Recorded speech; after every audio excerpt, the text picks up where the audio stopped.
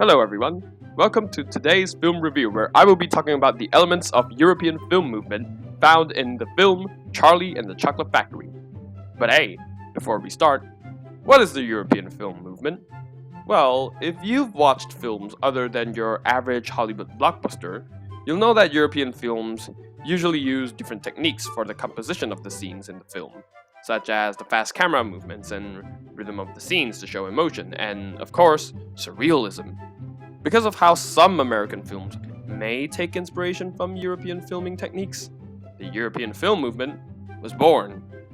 Now, with that being said, let's move on to Charlie and the Chocolate Factory. Charlie and the Chocolate Factory is a film from 2005 directed by Tim Burton. Tim Burton is a director who's well known for his unusual filming techniques, such as the use of surrealism and gothic elements in his film.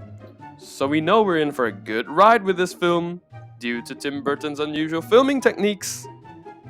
Now let's move on. One of the first scenes, which in my opinion used European filming techniques, was when they showed us the angles of some of the characters interacting.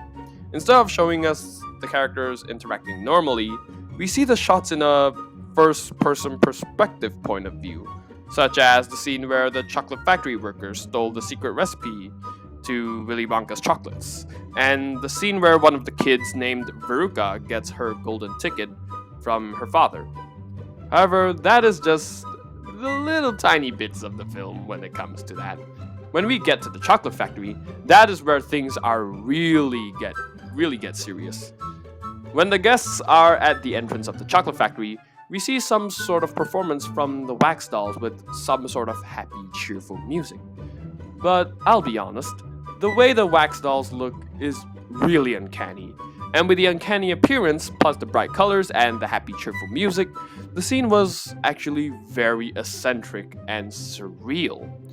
But wait, there's more! When the characters get into the chocolate factory, that is where things really blow our minds. The first room we see is a grassland that is actually made entirely from candy. Even though it's supposed to look like a normal grassland with waterfalls and rivers, everything in there, such as the trees, is actually candy. Even the waterfall and river is actually just melted chocolate.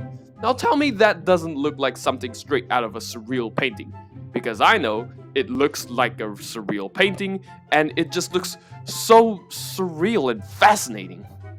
Another scene which also has a bit of surrealism in my opinion would be the room where squirrels crack nuts open. Now, I'll be honest, the room looks like some sort of giant swirly candy room or something.